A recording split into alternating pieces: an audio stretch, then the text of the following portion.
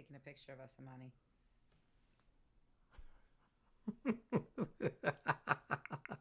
Okay,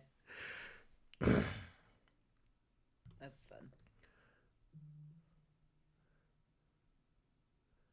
Okay, we're good there. Where's it? 12:59. Yep, let's do the Yeah, let's do video. it.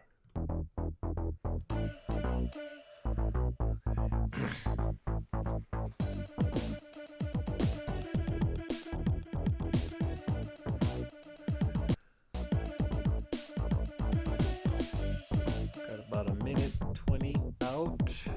Okay, I'm just doing social media stuff here.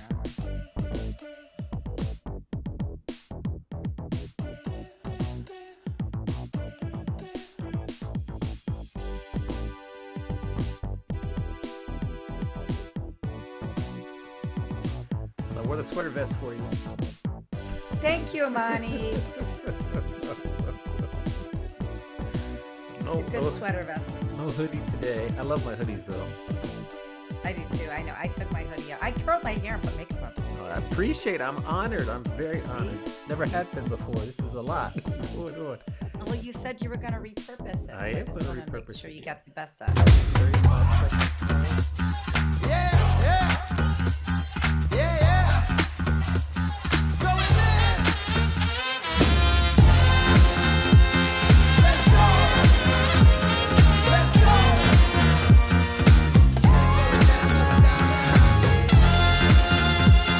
Let's go. Let's go.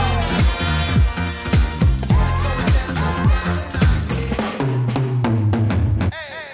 4. Record. Yes.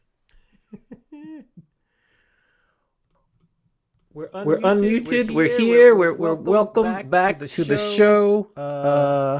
Mandy, we're here for another episode. How was your weekend? How did you enjoy the Super Bowl? We're here, Amani. We're here. I loved the Super Bowl. I didn't really have any skin in the game on either team. I do love an underdog, so I was happy Philadelphia won. But I wasn't rooting against the Chiefs because I love the Chiefs too. I mean, I'm a Cleveland Browns fan, so like I didn't really care either way. But I was very impressed with their game plan and how aggressively they came out. And the commercials were a little lackluster, I think. Like, I think my favorite commercial was the WeatherTech granny, the granny commercial when the one granny flashed her boobs.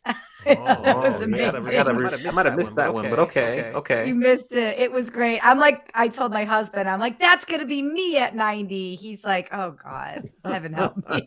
Okay. What did you think of the Super Bowl? Well, I did not want the Eagles to win because I'm a Washington fan. Oh, that's right. But That's I right. give them all the respect because they played a phenomenal game. They really beat the Chiefs soundly, so respect to them. And yeah, that's what I thought. I like the halftime show a lot. I think it was very multi-layered and deep, and so I appreciate that. A lot of people aren't used to hip hop, but that was a great halftime show, so I was happy for that too. There's a lot of conversations about the halftime show right now about how a lot of people didn't like it, or they thought there should have been more stage changes, or they thought there should have been more production. Like, what do you, as the entertainment guru that you are, what do you think about people's comments about that? I think people just they need to maybe go back and get it explained to them what was going on because they might not understand everything that was going on, everything that was said, all the different Easter eggs, hidden messages. I think it was a really strong halftime show. It was great, well done, very creative, very clever and witty and smart. And so I'm a fan. I liked it. I liked it a lot. No, I don't think it beat the Prince halftime show from a couple years ago in the rain, but this is up there. I was very happy with it.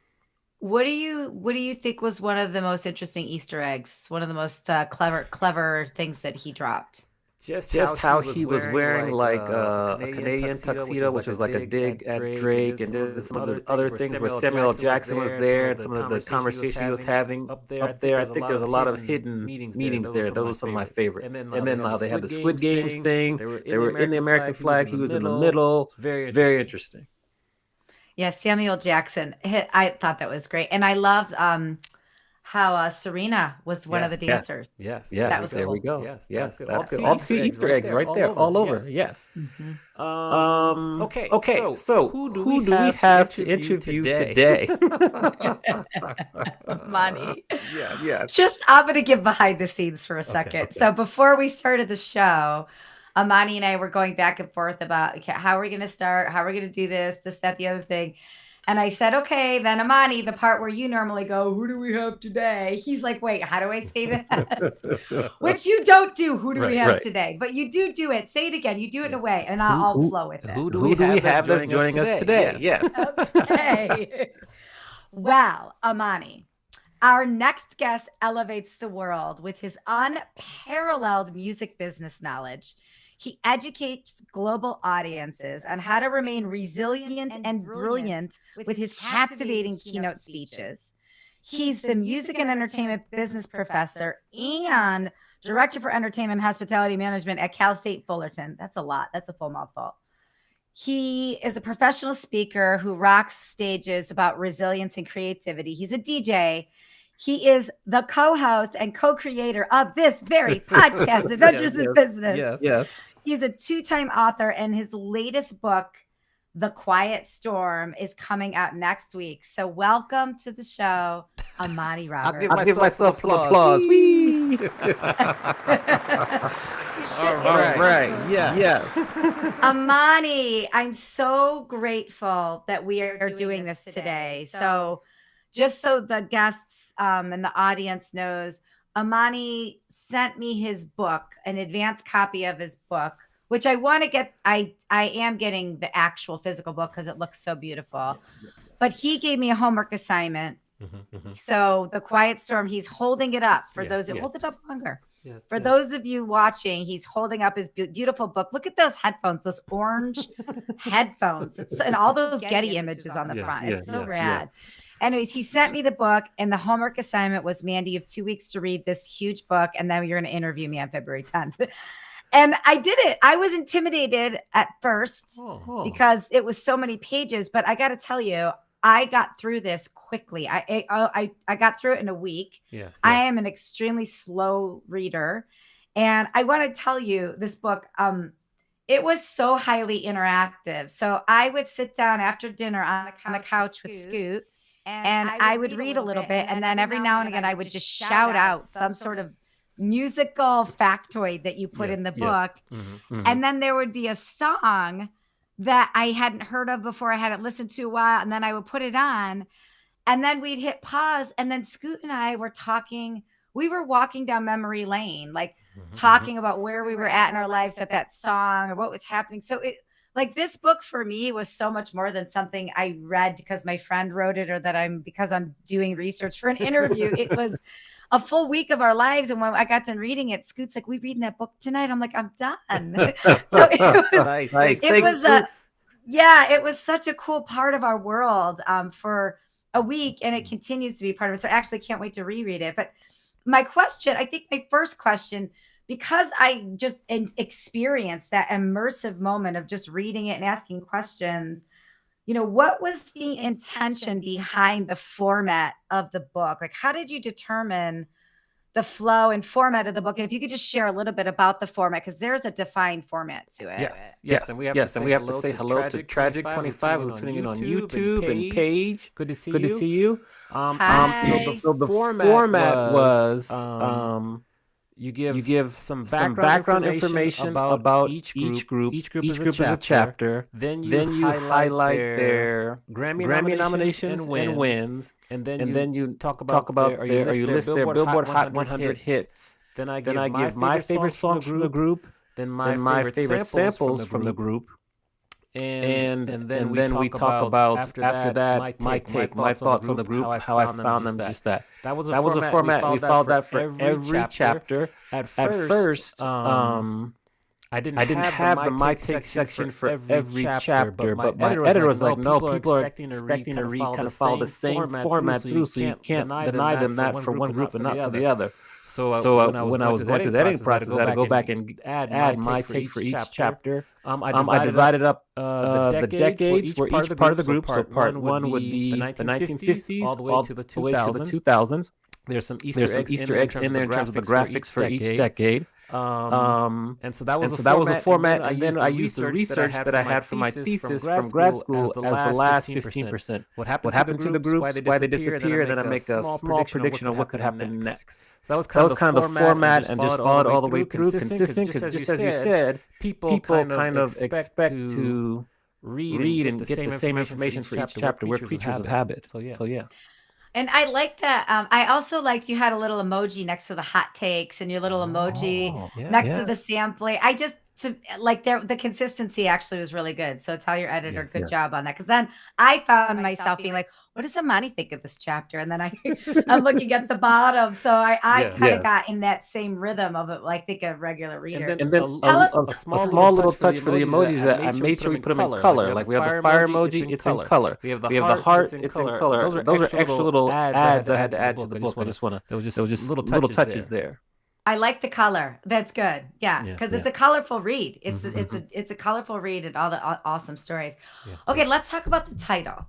I love the title, The Quiet Storm. I was very interested to learn that this was actually a format of a 70s radio show. So just tell us a little bit about the title and how it came to be. The Quiet Storm radio format was really popular from like the mid 70s to the mid to late 90s. It was a really popular radio format that was adopted across the country and in the world. It would primarily be late at night, playing slow jams and dedications, and the majority of the groups that were played were like R&B groups, R&B groups. And so I grew up listening to The Quiet Storm, whether it be WHUR, Howard University Radio with Melvin Lindsay, and then different cities where I lived, and they'd always have a format of this as I was moving around. And so when I got back to DC, it used to be another DJ like Glenn Hollis. He would mix between like pop and R&B and things like that. So his was even more of a mixture. So it's a radio format. However, when you look at what happened to R&B groups, they actually experienced a quiet storm. Also, Imperfect Storm is kind of what I refer to because they were at such legendary heights. And then based on what happened with the economics and the shift in the music industry, we had to suffer through a storm. And then now we're left with like the results of what happened in that storm. So it kind of has a double or triple meaning. There's also a really popular hip hop song, The Quiet Storm by Mobb Deep. So there's many different levels and layers to the title. I had no idea that was a part of the title, so I loved it. But it also made me think about, you when we first met many years ago, you had your own Slow Jams Twitch streaming show.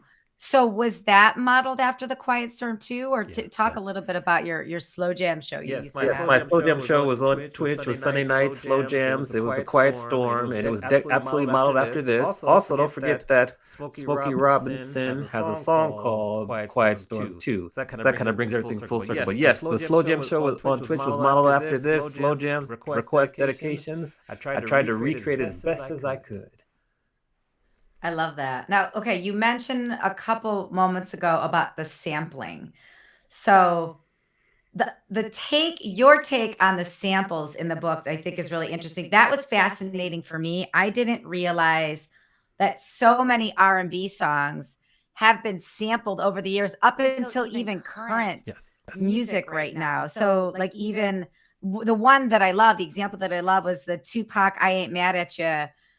That was sampled after, somebody from previous decades, and so much modern music is sampled after older music. So can you just give an example in the book of like the sampling part of it and how that came to be, and how did you pick? I feel like that would be so hard to pick just 3 samples from each decade. It was very difficult. You just kind of go through the group's discography. And then you also can see who has sampled the group, and I was able to look through there and pick some of my favorite songs from who sampled. Maybe one of the more famous samples, like I'll take one of my favorite groups, the Isley Brothers, and they have a song called Footsteps in the Dark. And I think I'm getting this right. And Ice Cube, for his song "It Was a Good Day," sampled that song, and that's like a legendary hip hop song and a legendary sample that was used. So all throughout the book, all the groups. I would show you different samples from current artists that what songs they use from the R&B groups in their current music, and it blended between like rock group sampled R&B groups, pop, hip hop, other R&B groups. So it wasn't just one specific genre. It was all the different groups. So that's kind of how I captured it. I just wanted to, as you experienced, to create really like an immersive experience. Not only my favorite song, but then kind of a shout out and an ode to the newer generation. Like some of the songs you're listening to actually came from this group and this song back in the 60s or 70s or even the 50s. Well, I love that you say that. We actually listened to that one, and I can't remember if it was the Isley Brothers or not, but we listened to whatever song you said it was sampled, and then we turned on "Today Was a Good Day." Yeah. Like Yeah. we turned it up. We went back and forth between what you Mhm. had said was sampled and then the original. So that was super cool. So I want to ask you about like yesterday. Mhm. We saw the halftime show, and I'm on a text string with my family and my older sister who just she loves classic rock, right? She loves Poison and Bon Jovi. She's like, I don't understand this music. Where's all the Bon Jovi, right? And which is fine. Like it wasn't her style of music, Yeah. but I sort of felt the same way about reading this book because I wasn't into R&B. So, what advice do you have for people like? For people that aren't into R&B, like my older sister, Debbie, who loves Bon Jovi, which is a great band too. For those people that aren't into R&B or aren't into that type of music, what's something about the book that might surprise them? I would bet you that some of their favorite songs, even if they aren't R&B fans, are R&B groups. And for example, like many people love the song "Shout." You make me wanna shout. Well, many people do not know that came from an R&B group, the Isley Brothers in 1959, and it was premiered and it was used in the Animal House in 1978. And so a lot of people, also the show September. Anthony says my audio is echoing. We'll have to figure that out. Some people, Manny's is okay, but my audio is okay. We'll have to figure that out. Thank you, Anthony. Thank you. But yeah, so I'm gonna turn my volume down a little bit, see if that helps a bit. Okay. So that kind of is one of the issues where, like they might not realize that their songs that they love are from R&B groups, and so that they'll learn, they'll become educated and things like that. So that's kind of one of the things, and just history. People who love his music history also would kind of understand and learn about that too. Yeah, So that would be my answer. Go ahead. No, I agree. I think I think that's something that I got from it. I want to ask you a question. Something that you said at the beginning of the book totally gave me a giggle. So I just want to I gotta get this out. So you had said in junior high and high school that you would call up your crushes and you'd play love songs for them on the phone. So how exactly did that go? Like if when I pick up the phone and be like, hello, and you'd be like, hey, I got a love song for you. Or like, would you have a conversation first and then you play it? And like, did they hang up? Did they sing with you? Like, how did that go? Okay, hold on. I'm gonna reload real quick. I have to reload for the sound. Hold on. Let's see. Hold on. Okay, Amani's reloading. Yeah. And he's coming back. Hopefully, hold on. Let me do this here. Output. Let's see here. We have to do some fixing here. External headphones. So reload and apply. Oh, coming back. He's applying. Amani's gone. Now he's coming back. So let This me is live know, streaming, Anthony. friends. I know. Let me know if that helped at all, Anthony. I don't know why it's echoing.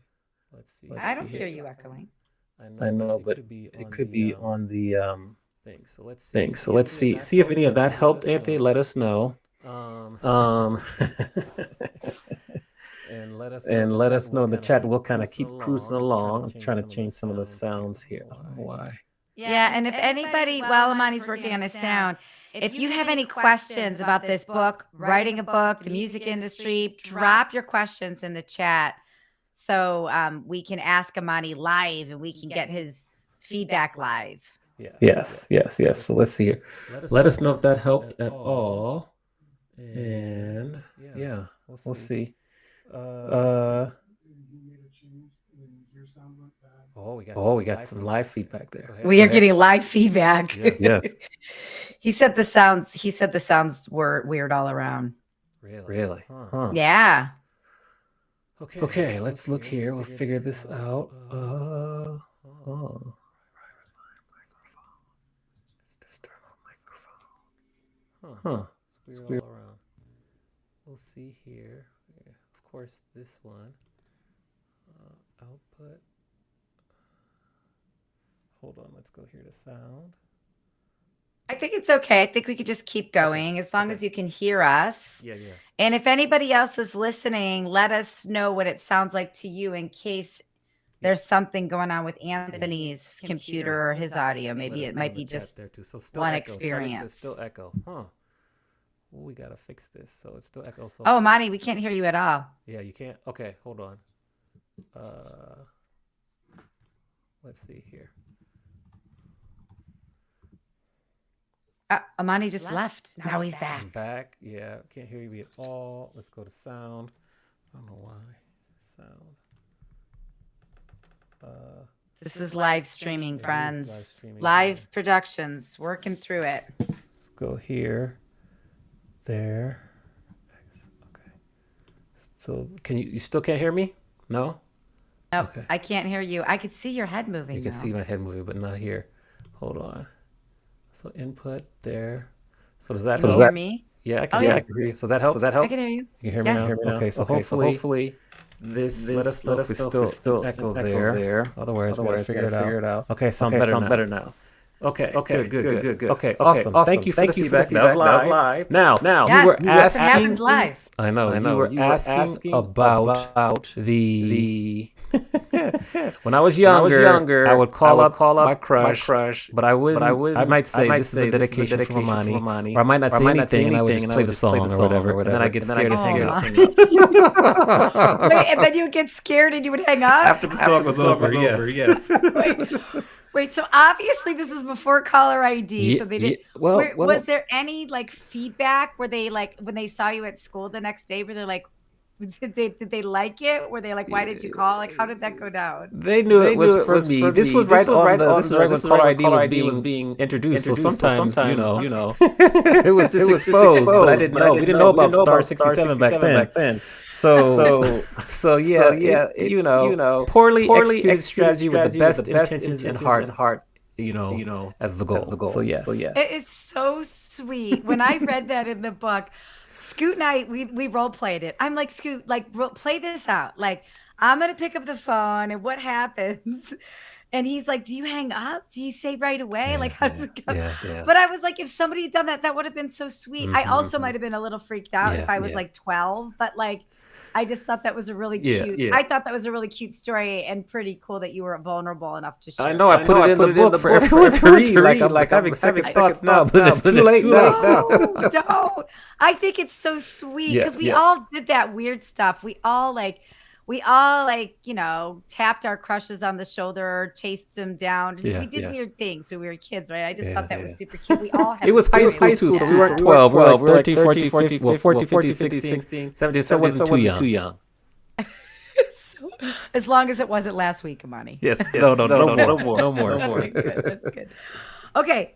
One of the memories, one of the things I loved about this book was that it just brought memories were flooding back to me. And one of the memories that came to me were I think it was the 1950s chapter on the Clovers.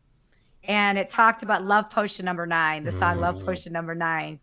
And I had a vivid memory of being a kid driving around with my mom and my little sister. And we only had an AM radio. We had this crazy orange, might have been a Thunderbird. It was a huge orange car with bench seating. And we memorized all those words to that song. And we sang Love Potion number 9. And I had totally forgotten about that memory until that came up. And then I just, it opened up, it unlocked this floodgate of all these other memories of being a kid and singing in the car with my mom, which is like one of my favorite, moments.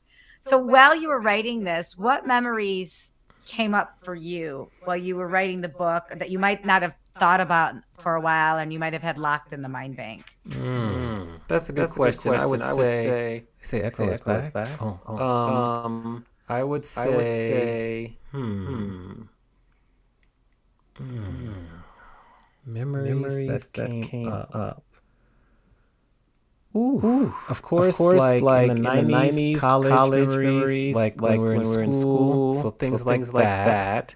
I would also say high school, a lot of high school, particularly like the story that we just talked about, where playing a song for the person.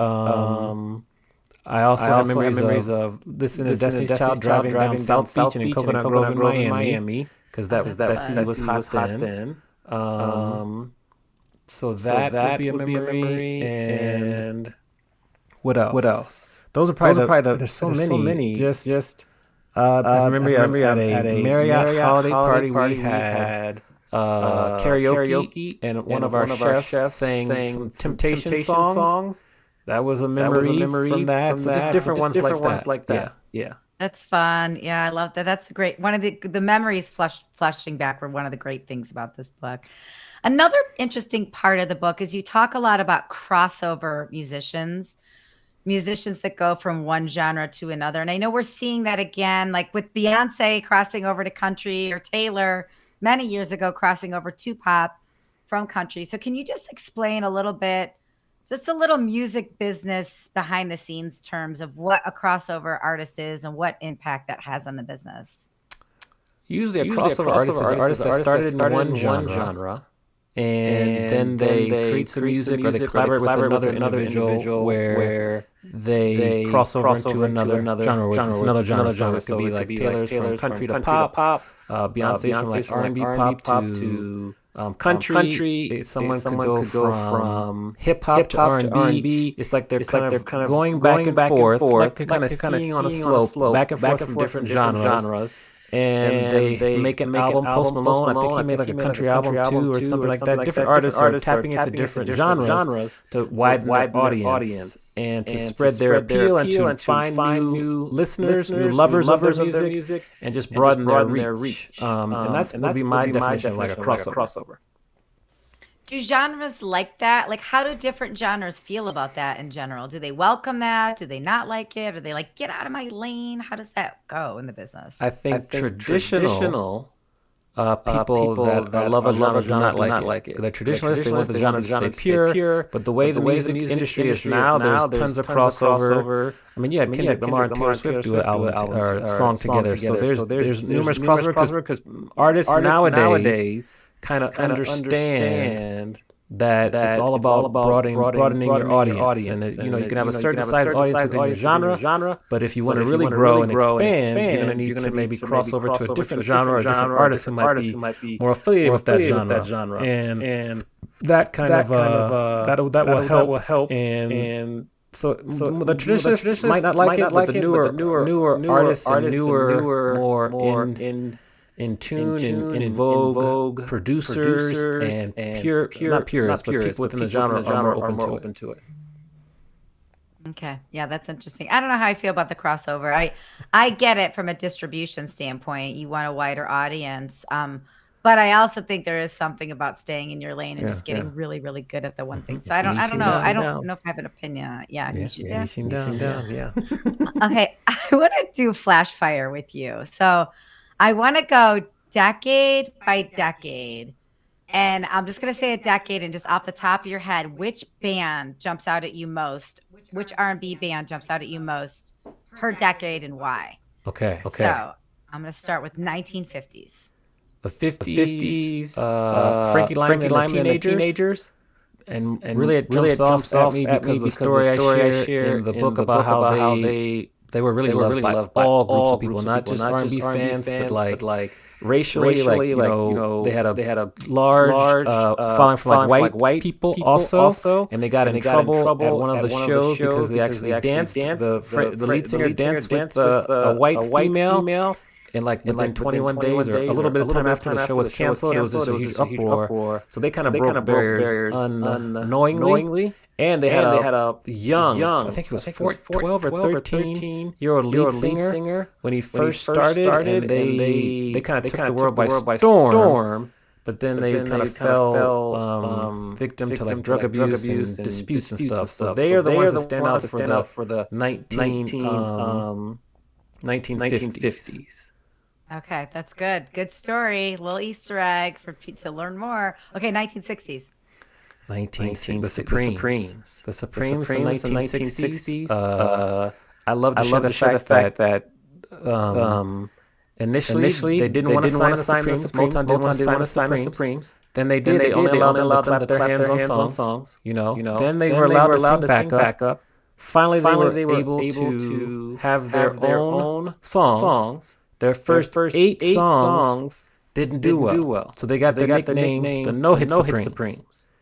But then they had one song hit 23. So they said, okay, maybe we want to do something. And then 11 of their next 14 songs hit number one on the Hot 100 Billboard charts. That has never been done since. Like, that is an amazing run of number one songs for the overall charts.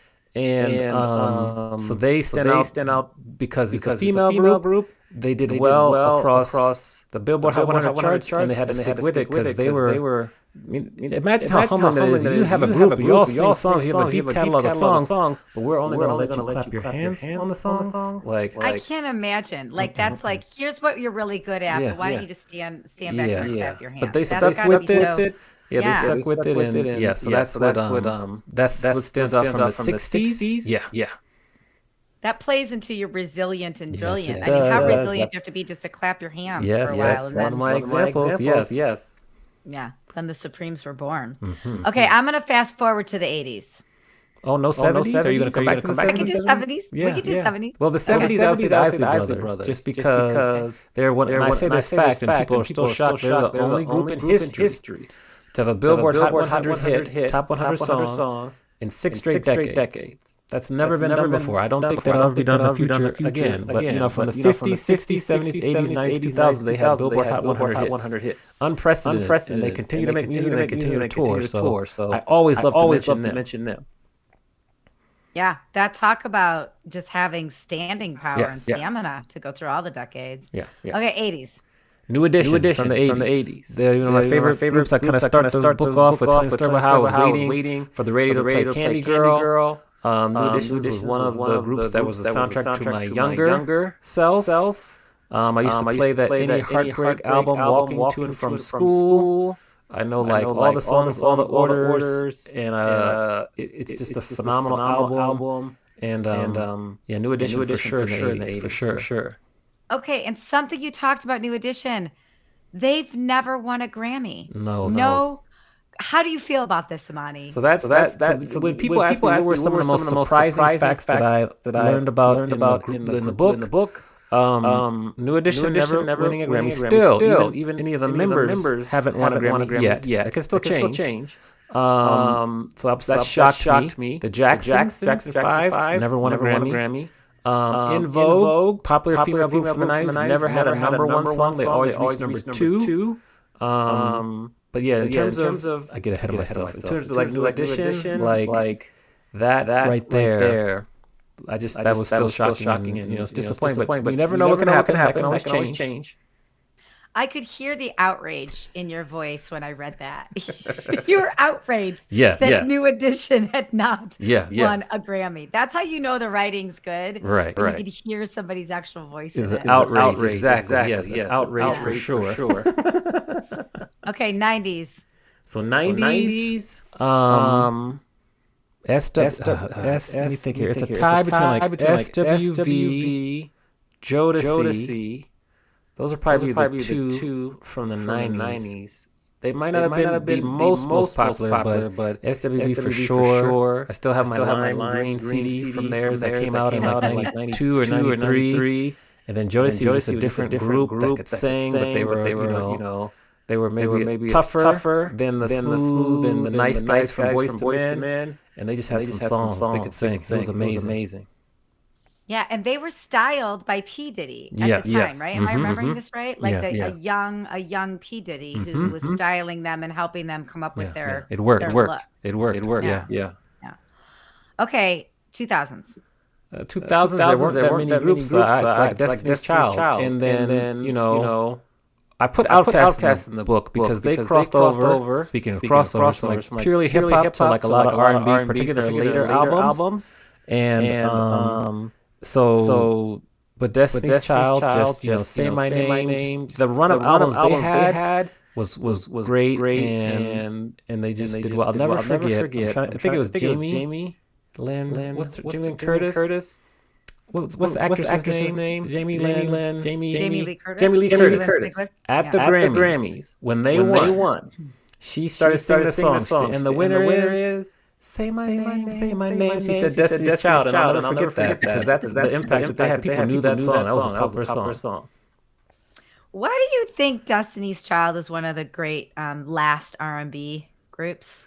I think that as they were, they reached their peak. The way we consume content, well, there's a lot of reasons, but the way we consume content kind of became more singular. YouTube got to be really big. That's kind of right after they were kind of went solo. Then like Justin Bieber kind of got big off of YouTube. And then their last albums like 2004, 2005. Then we had the recession of 2008 and 2009, which the music hit the music industry very hard. At the same time, you had iTunes as being announced, and so iTunes shifted the way we consume music from albums to more single base. And so most R&B albums tell you a story over a whole album. Where now we were starting to consume albums or music via singles. I also think that this goes into some of the reasons I talk about in the book, like hip hop became a little bit cheaper, more affordable to produce and release compared to there's 3 or 4 artists you make up for, choreography for, all those things. So I think it was just the timing and then the way the music industry was shifting, the recession. And then there's other reasons I talk about in the book in terms of like primary African publications, Ebony, Essence, Jet, and then Vibe, all kind of went from at its peak over 8 million monthly subscribers to less than a million. They came back in digital formats, but it wasn't the same. And then we were starting to see the effects of the Telecommunications Act of 1996, where artists, radio stations were supposed to be diversified. They ended up being purchased by these three main companies, which then went to playlisting formats. And the playlisting formats would cause you to be in San Diego, me to be in Chicago, you're in Miami, Philly, Seattle. You hear the same basic songs on the radio, then you wouldn't get much local flavor. Like, Destiny's Child came from Houston, TLC came from Atlanta, Boyz II Men from Philly, Shy came from DC. All these groups were born in their home cities. And that just kind of took away that element. I love that part. That's towards the end of the book where you really break down the business of music and do what you just did here, but like times 10. I thought that part was really fascinating. And one thing that you talked about was how EDM music, right? Electronic dance music was on the decline, because nobody wanted to go to raves anymore. Mm-hmm. But as soon as they swapped out the word rave for the word festival, EDM climbed again. Yeah. So is there anything R&B can do that could follow the business model of EDM, where they can swap names out, where they can change the look of it a little bit? Or what do you think, what could be a prediction for R&B to come back? I don't know. That's a good thought. Maybe it's how it's packaged. I mentioned the idea of current established artists kind of joined together similar to the Sonic model. In terms of terminology, I'm not sure, because nowadays you have so many other different genres that are present and talked about, subgenres. So it's a little bit more difficult. But so that's a good question. I'm not quite sure. But I have to think on that one, because they, EDM music kind of did something wise. Then you had other artists like Rihanna and Neo who were starting EDM tracks because they were the up-tempo tracks, because they were trying to adapt to it. So that's something I'll have to investigate more. I'm not quite sure if I have an answer for that one. That's a good one. Yeah, it might be something worth thinking about. I just thought when you mentioned that I always look at things through a business lens.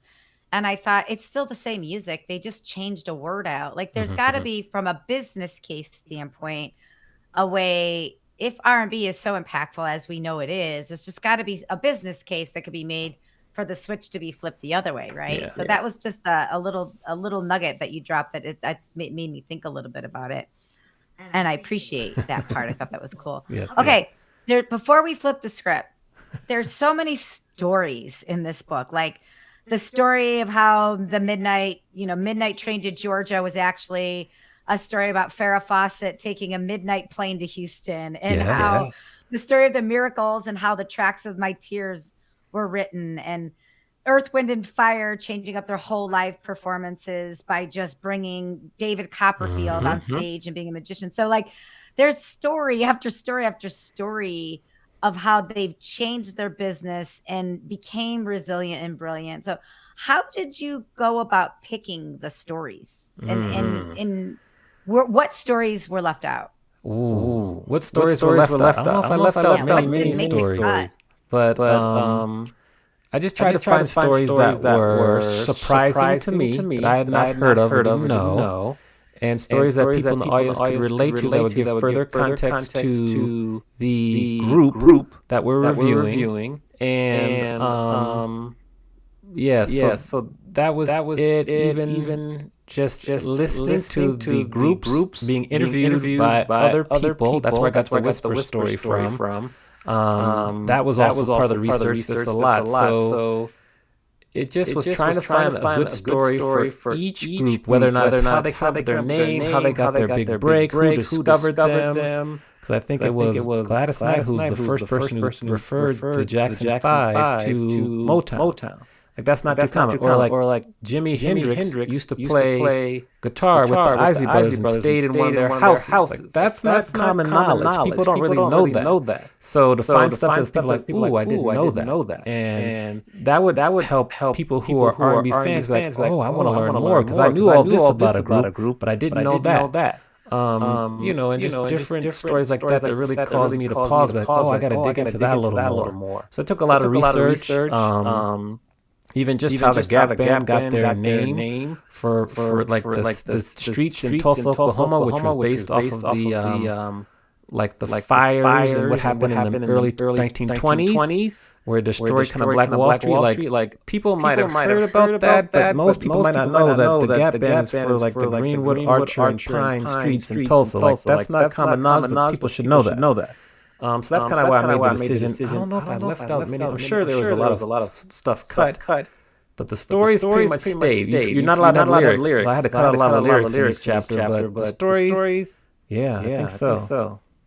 Why aren't you allowed to have lyrics? Is that a licensing thing? Yeah, it's a licensing thing. I did not know that. So funny stories that the book, when I turned it, had like 130,000 words. They had to cut it down to about 85,000 during the edits. Oh, interesting. Very interesting. Okay, well, we've come to the time in the show where we flip the script and we invite you to ask me a question, and then we'll flip it back very quickly, because my answers won't be as interesting as your answers to this. So what question would you like to ask? Maybe give me like I have two questions for you. Give me like two things that the two most valuable stories or things you learned from reading the book. I mean, I learned, and I want to ask you more about this. You talk about a distribution deal versus a record deal, and how some of the musicians got screwed over by a distribution deal versus a record deal, and how they lost their money to no fault of their own. They just didn't know enough about the business. I thought that was interesting, and I flagged it to ask you more questions. And then, I think the second thing is just the stories. I mean, I'm just looking at this, like the Platters and The Great Pretender. That song dropped into 44 movies and TV shows from 1956 to 2023. Like, that was one of the first nuggets that I dropped when I was reading it out loud. And Scoot was like, "You're dropping some mad knowledge when you read that book." I just, I was thinking back at all the movies I had seen and how many of them actually had the Great Pretender song in it. And I thought all those nuggets were really awesome. Nice. Okay.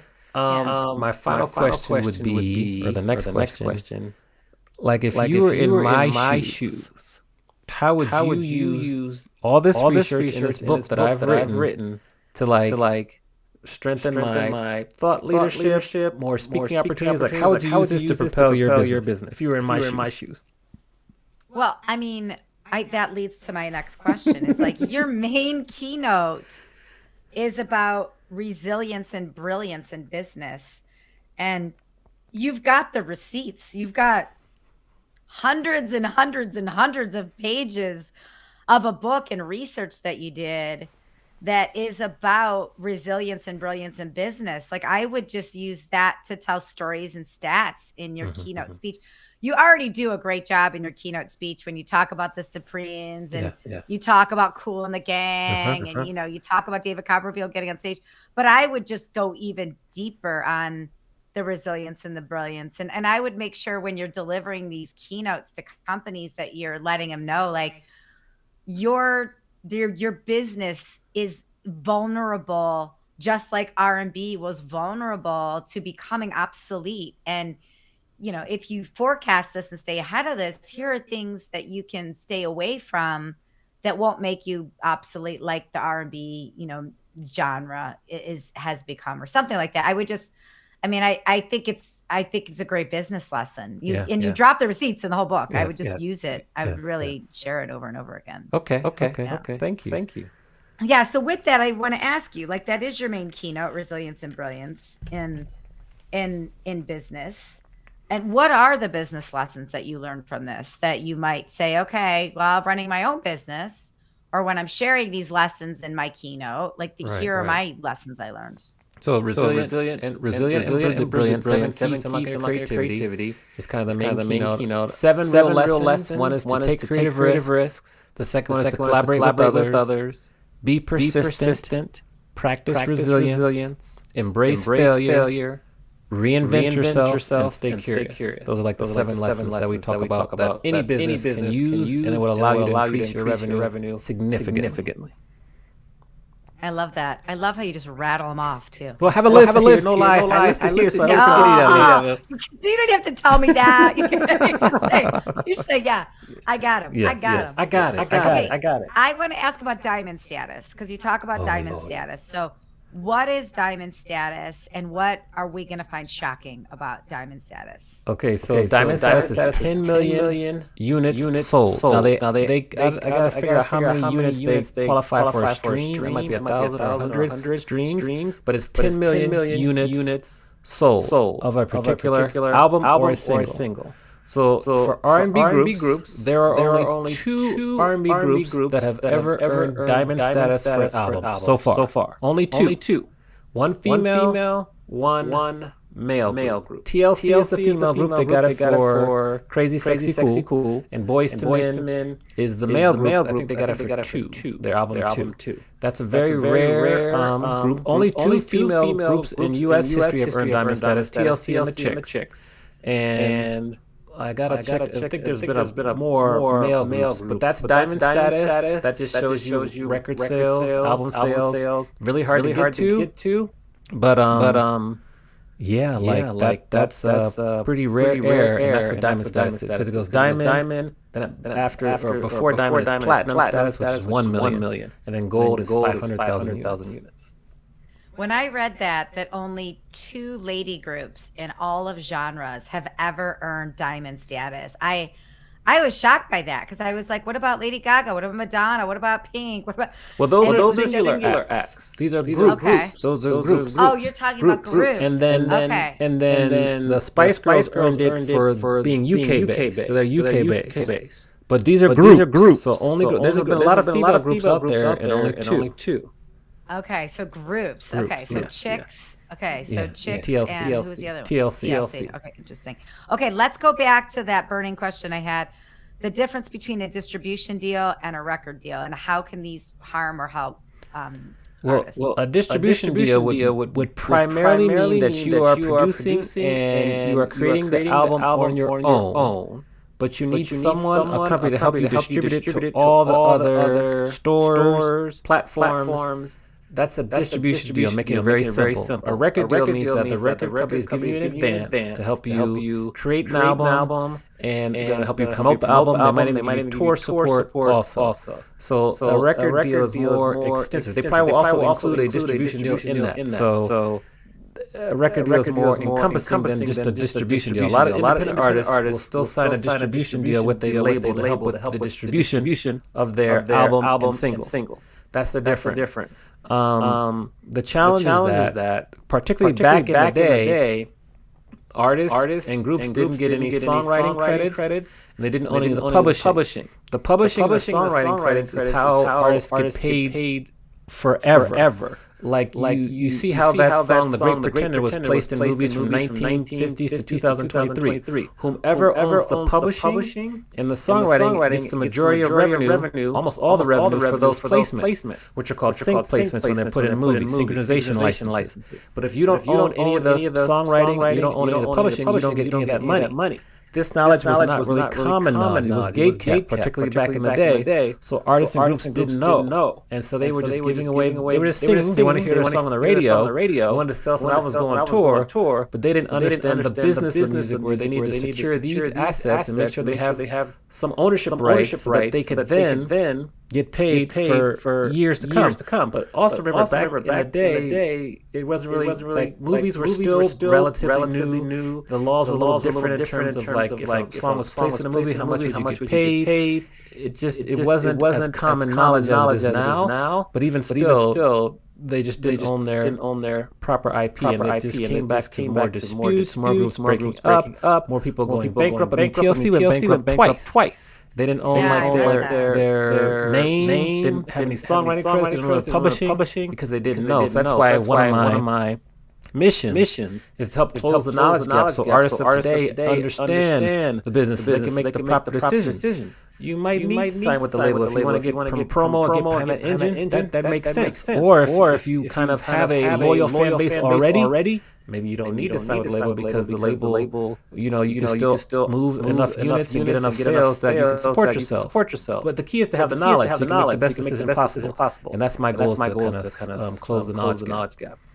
I love that. And I imagine, being an artist that you've been performing for a while, all you want is some support and get out there. So it's probably a decision you make really quick without knowing all this other stuff out there. So it's not a desperate decision, but it's like, yeah, somebody wants to bring me on the map, I'll say yes to it. And then you don't really know what you're saying yes to. So I love that idea of just making the knowledge more visible so people can make a good decision, thoughtful decision. Yeah. Okay, final question. Your favorite question. Uh-oh. Let's go back to the 90s when Amani was at Howard University. Yes, HU. What advice would you give to your 21-year-old self? I would say if you get the opportunity, try to maybe move and live internationally, because I kind of was scared to do that. I would say DJing and music can be a legitimate career, so don't wait or think it's not a legitimate career. And the final piece would just be very careful of who you surround yourself with.